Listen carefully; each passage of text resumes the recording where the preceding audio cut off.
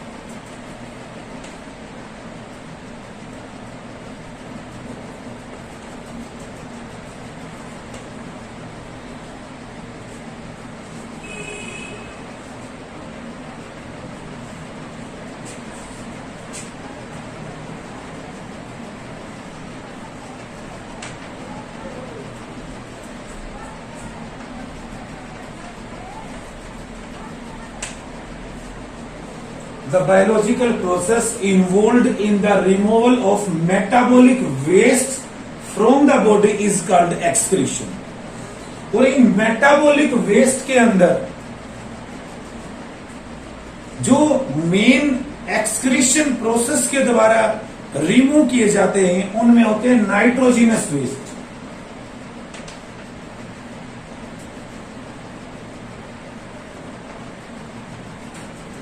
और nitrogenous waste के अंदर अमोनिया, यूरिया और यूरिक एसिड हो। अमोनिया जो नाइट्रोजिनस वेस्ट होता है वो एक्वेटिक एनिमल्स के अंदर होता है। Ammonia most toxic nitrogenous waste है।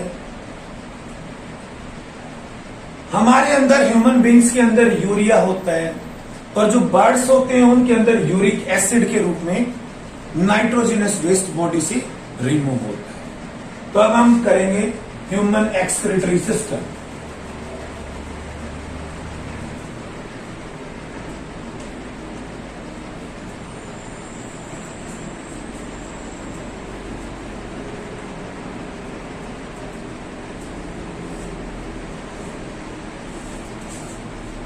पहले हम डायग्राम देखते हैं।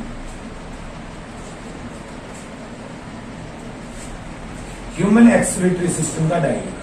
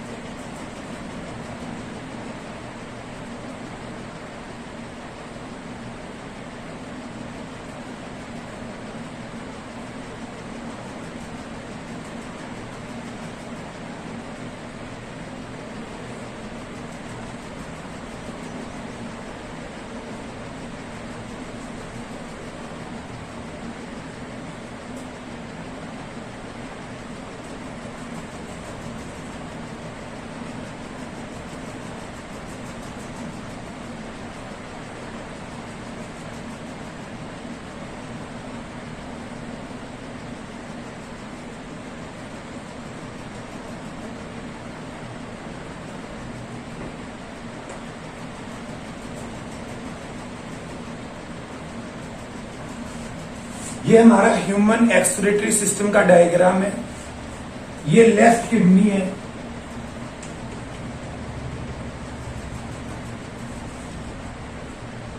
ये एड्रीनल ग्लैंड होती है,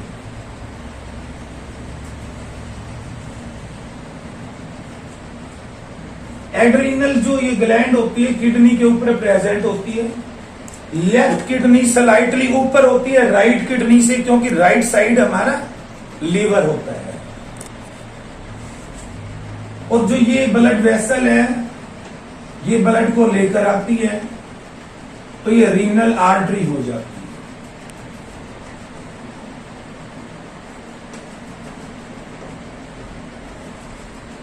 और ये जो ब्लड पाइप है, ये रीनल वेन है।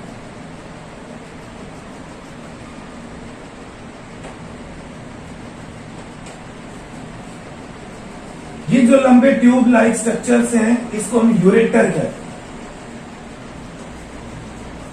ये यूरिनरी ब्लैडर है,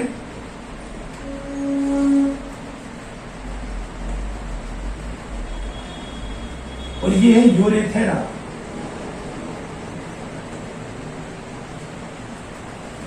This is the structure of human excretory system. Human excretory system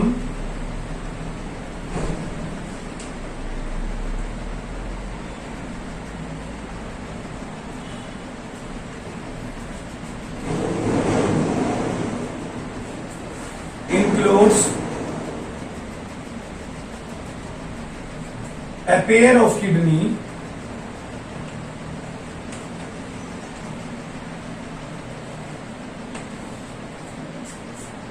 a pair of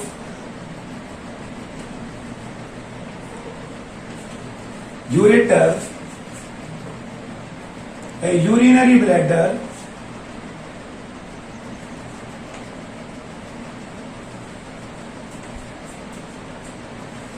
and a urethra.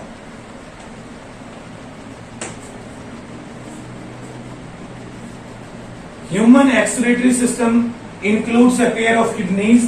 ये दो किडनी होती हैं, ये दो pair of means pair of ureter होता है, और ये यूरिनरी ब्लैडर होता है, और ये यूरेथर है।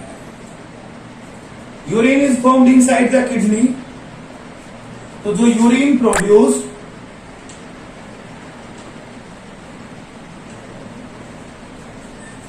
by the kidneys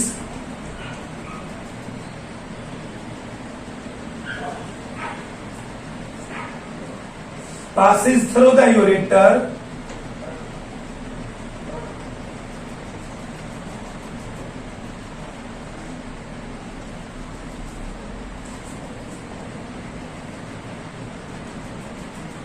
into the urinary bladder,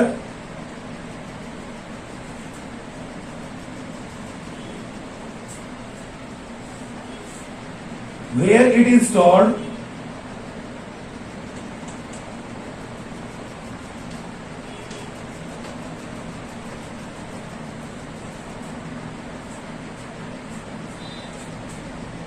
is released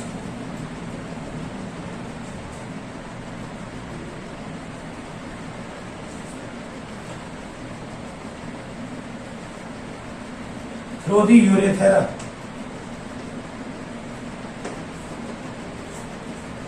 kidney के अंदर यूरिन प्रोड्यूस होता है, यूरेटर के द्वारा यूरिनरी ब्लैडर में आता है, यूरिनरी ब्लैडर के अंदर यूरिन स्टोर होता है, और फिर यूरेथ्रा के द्वारा रिलीज कर दिया जाता है।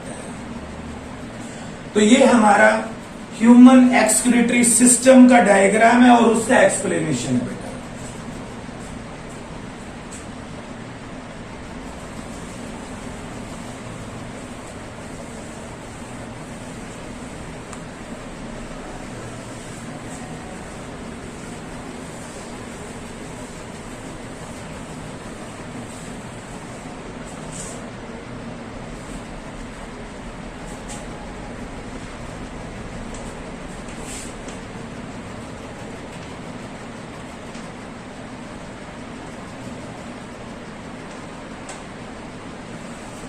अब हम बात करेंगे how is urine produced. Kidney के अंदर यूरिन बनता कैसे है, किडनी के अंदर क्या होता है। तो किडनी के अंदर एक ट्यूबुलर स्ट्रक्चर होता है जो structural and functional unit of kidney होती है, और उसको हम कहते हैं नेफ्रॉन। तो एक ट्यूबुलर स्ट्रक्चर होता है nephron.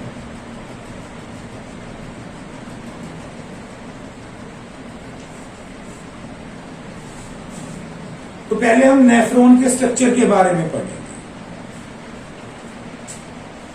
Now we draw the structure of nephron.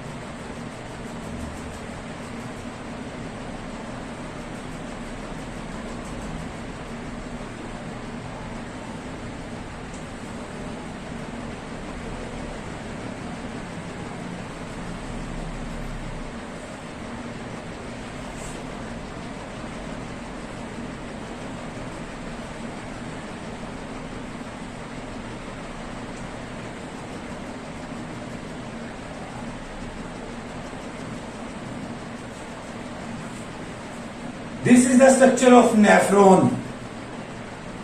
Nephron एक ट्यूबुलर स्ट्रक्चर है और इसका जो वन एंड होता है वो कप शेप स्ट्रक्चर होता है known as Bowman capsule. Bowman's capsule.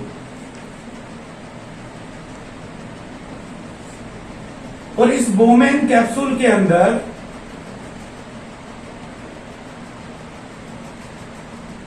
ये ब्लड वेसल आती है।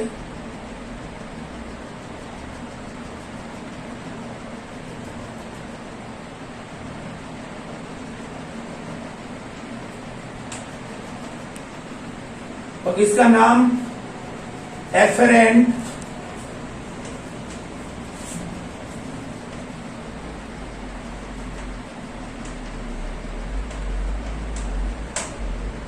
एट्रियोल। एफरेंट आर्टरीज होती है ये, और यहां पर ये एक कैपिलरी नेटवर्क बना लेती है और जिसको हम कहते हैं ग्लोमेरुलस।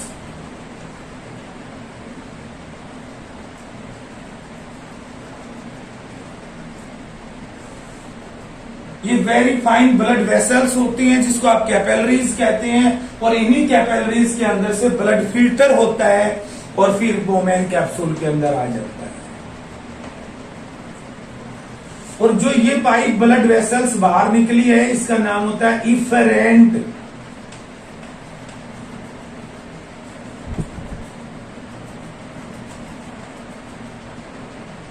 आर्टेरियोल्स।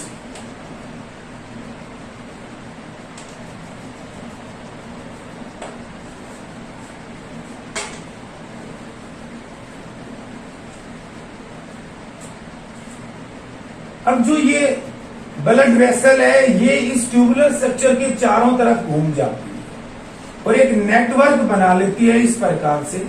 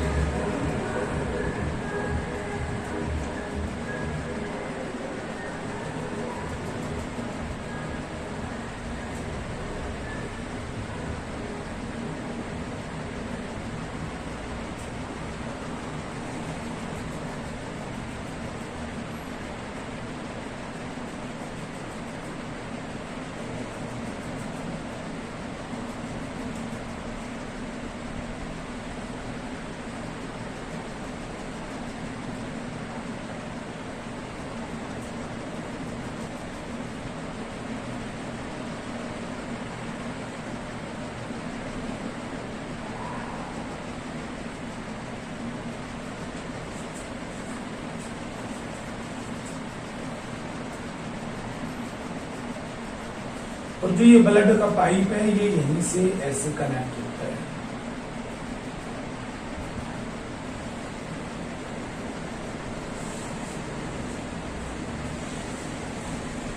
जो नेफ्रॉन का ये वाला पार्ट होता है इसको हम कहते हैं प्रॉक्सिमल कॉन्वोल्यूटेड ट्यूबुल्स,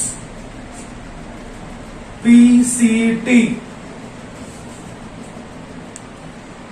और जो ये नीचे वाला पार्ट होता है इसको हम कहते हैं हेनल्स लूप।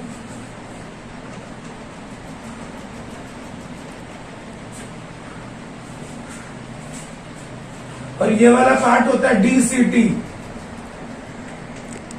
Distal convoluted tubules. और ये होते हैं कोलेक्टिंग डक्ट।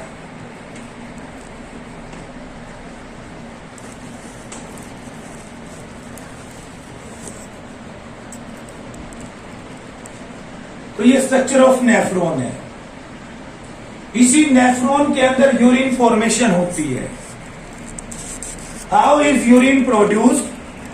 तो ये जो बोमेन कैप्सूल है यहां पर ये ब्लड फिल्टर होता है और यूरिन बनता है।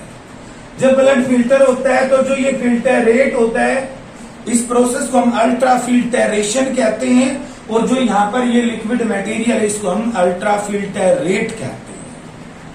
अब इस अल्ट्रा फिल्टरेट के अंदर बहुत ज्यादा न्यूट्रिएंट्स होती है। तो यहां पर इस ट्यूबुलर स्ट्रक्चर के अंदर इस पीसीटी पार्ट के अंदर रीएब्जॉर्प्शन होता है। किस किस का रीएब्जॉर्प्शन होता है ध्यान दें। तो यहां पर रीएब्जॉर्प्शन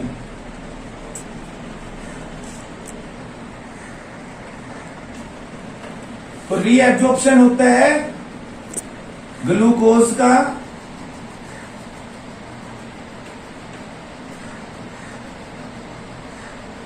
एमिनो एसिड्स, वाटर,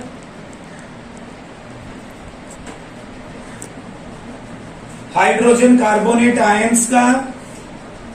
और भी बहुत ज्यादा आयंस होते हैं ब्लड के अंदर जो भी इंपोर्टेंट चीज न्यूट्रिएंट्स फिल्टर होकर आ जाते हैं।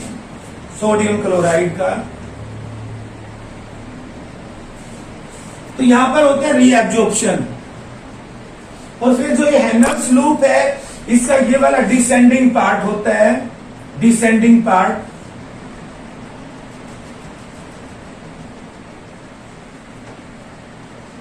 जो डिसेंडिंग पार्ट ऑफ हेनल्स लूप है मोस्ट इंपोर्टेंट पॉइंट है, ये वाटर के रीएब्जॉर्प्शन के का काम करती है। तो permeable to reabsorption of water. और जो ये एसेंडिंग पार्ट है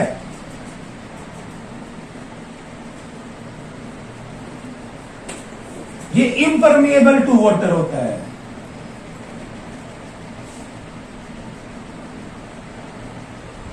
impermeable to water and permeable to, और यहां से NaCl सोडियम क्लोराइड जिसको हम इलेक्ट्रोलाइट कहते हैं उसका रीएब्जॉर्प्शन होता है। और यहां से रीएब्जॉर्प्शन होता है वाटर का। अब जो अल्ट्राफिल्टरेट है, जो यूरिन है वो डीसीटी में जाता है। और इस डीसीटी के अंदर डिस्टिल कॉन्वोल्यूटेड ट्यूबुल्स के अंदर यहां पर फिर से कुछ रीएब्जॉर्प्शन होता है और फाइनली कलेक्टिंग डक्ट के अंदर यूरिन चला जाता है। यहां पर डीसीटी के अंदर वाटर की कंसंट्रेशन को मेंटेन रखने के लिए तो यूरिन की जो कंसंट्रेशन है वो किस फैक्टर के ऊपर डिपेंड करती है। तो अब हम बात करेंगे how the amount of urine produced is regulated.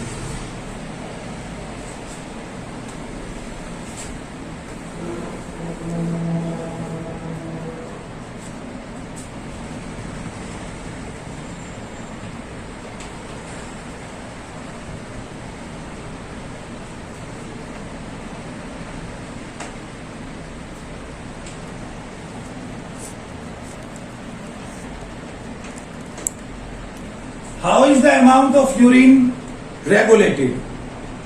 हम बार बार यूरिन आउट करते हैं, 2 घंटे में, 4 घंटे में, 8 घंटे में हम यूरिन आउट करते हैं। तो जो अमाउंट ऑफ यूरिन है वो रेगुलेट कैसे होती है, वो किस बात के ऊपर डिपेंड करती है? तो 2 मेन बातें होती हैं कि amount of water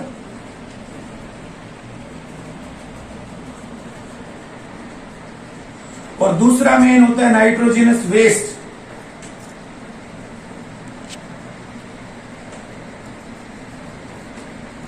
in the blood के अंदर नाइट्रोजनस वेस्ट कितने हैं और हमारी बॉडी के अंदर अमाउंट ऑफ वाटर कितनी है, उस बात पर यूरिन की जो अमाउंट है वो रेगुलेट होती है। अगर हम दिन में ज्यादा पानी पीते हैं तो हम ज्यादा यूरिन आउट करते हैं, तो अमाउंट ऑफ वाटर के ऊपर डिपेंड करता है। तो ये जो डेंसिटी पार्ट होता है, यहां पर पिट्यूटरी ग्लैंड के द्वारा vasopressin hormone, ADH hormone add कर दिया जाता है, जो क्या करता है, वाटर की कंसंट्रेशन को मेंटेन रखता है, वाटर के रीएब्जॉर्प्शन में हेल्प करता है वो। तो कंसंट्रेशन ऑफ द यूरिन आप आगे हायर क्लासेस में पढ़ेंगे बेटा। तो ये स्ट्रक्चर ऑफ नेफ्रॉन के बारे में था। अब यूरिन नेफ्रॉन के अंदर बनता है, किडनी के अंदर मिलियंस ऑफ नेफ्रॉन होती हैं। सभी नेफ्रॉन्स का यूरिन इस कलेक्टिंग डक्ट के द्वारा फिर यूरेटर के द्वारा यूरिनरी ब्लैडर में आ जाता है। Urinary bladder is a muscular organ, it is under nervous control. तो जब हमारी अर्ज होती है, इच्छा होती है, we pass the urine.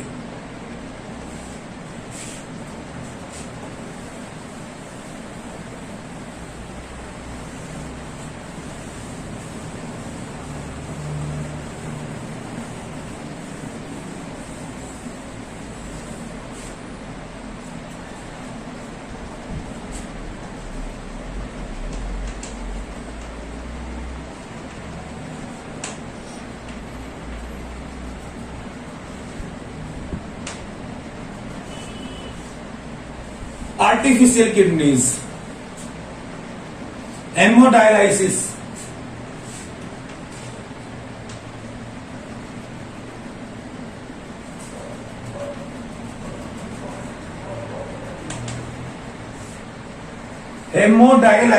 Dialysis एक प्रोसेस होता है। आर्टिफिशियल किडनी क्या चीज है बेटा? देखिए, कई बार इंजरी के कारण या किसी डिफेक्ट के कारण हमारी किडनी काम करना कम कर देती है, जिसके कारण जो अमाउंट ऑफ नाइट्रोजनस वेस्ट है वो हमारे ब्लड के अंदर डिपॉजिट होना स्टार्ट हो जाते हैं और उनकी कंसंट्रेशन ज्यादा बढ़ जाती है। और अगर एक लिमिट से ज्यादा ब्लड के अंदर नाइट्रोजनस वेस्ट की कंसंट्रेशन हो जाती है तो वो बहुत ज्यादा टॉक्सिक होते हैं और डेथ भी हो सकती है। इसीलिए उस ब्लड को फिल्टर कराना जरूरी होता है और उसके लिए हम कराते हैं डायलाइसिस प्रोसेस। और वो डायलाइसिस प्रोसेस एक आर्टिफिशियल किडनी के द्वारा होता है। हम इस आर्टिफिशियल किडनी की बात करेंगे। ये भी एक ट्यूबुलर सिस्टम होता है। आर्टरी के अंदर एक नीडल लगा दी जाती है और फिर ब्लड को उस ट्यूबुलर स्ट्रक्चर्स के अंदर से पास किया जाता है और उस ट्यूबुलर स्ट्रक्चर की जो मेम्ब्रेन होती है वो परमिएबल होती है। हम उसको एक सिस्टम में रखते हैं, उसके अंदर डायलाइजिंग फ्लूइड रखते हैं और osmotic pressure of dialysing fluid blood के ऑस्मोटिक प्रेशर के बराबर होता है। ये मेन बात है, यहां पर आप याद रखेंगे बेटा, ऑस्मोटिक प्रेशर।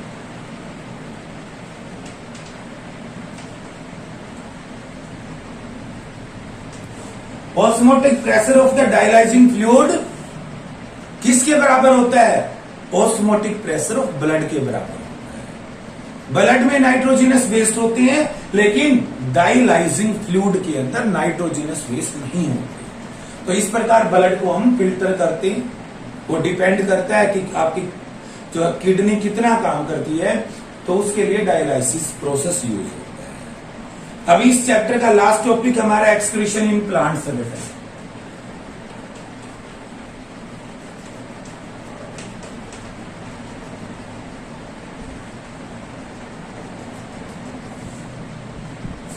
प्लांट्स के लिए ऑक्सीजन भी एक एक्सक्रीटरी वेस्ट है, एक वेस्ट है ऑक्सीजन।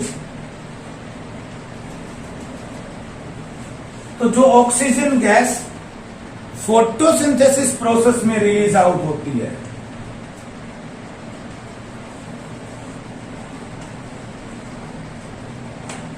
तो फोटोसिंथेसिस प्रोसेस में जो ऑक्सीजन गैस रिलीज आउट होती है वो भी प्लांट के लिए एक वेस्ट है, तो स्टोमेटा के द्वारा रिलीज आउट हो जाती है। वाटर, तो स्टोमेटा के द्वारा CO2 तो रिलीज आउट होती ही है, वो भी एक वेस्ट का रूप है। तो जो गैसेस होती हैं प्लांट्स के अंदर वेस्ट के रूप में जो, तो वो स्टोमेटा के द्वारा रिलीज हो जाती है। वाटर, जितना पानी ज्यादा एब्जॉर्ब करता है प्लांट सोयल से, उस एक्सेस वाटर को ट्रांसपीरेशन प्रोसेस के द्वारा बाहर किया जाता है।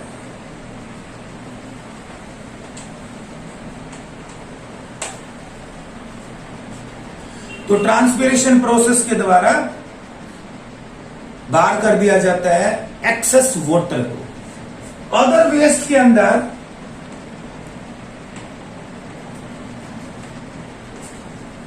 प्लांट्स के अंदर बहुत ज्यादा डेड सेल होते हैं,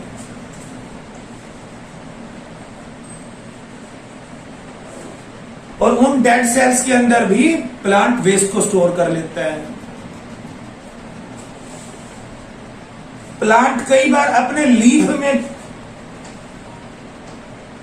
लीव्स के अंदर भी वेस्ट को स्टोर करता है, और जो सीजनल लीफ फॉल होता है फिर हर साल उन पत्तों को गिरा देता है, और इस प्रकार वो अपने वेस्ट को एक्सक्रीट कर देता है।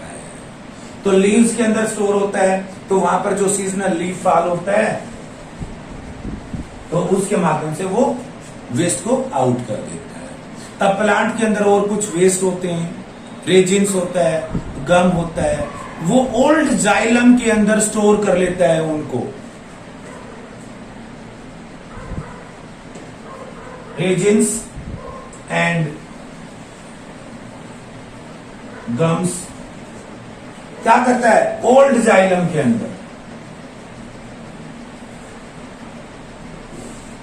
ओल्ड जाइलम के अंदर स्टोर कर लेता है।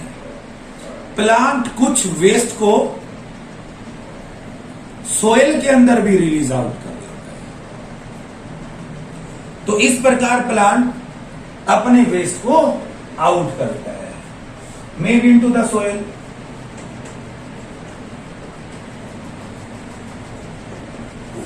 तो ये लास्ट टॉपिक था बेटा हमारा, एक्सक्रीशन इन प्लांट्स। तो इस पर आप एक टॉपिक, इस पर एक क्वेश्चन बना लेंगे, आपका एनसीईआरटी एक्सरसाइज का है। तो इसके बाद सभी वीडियोस को देखकर आप इस चैप्टर 6 लाइफ प्रोसेस की एक्सरसाइज कंप्लीट करें।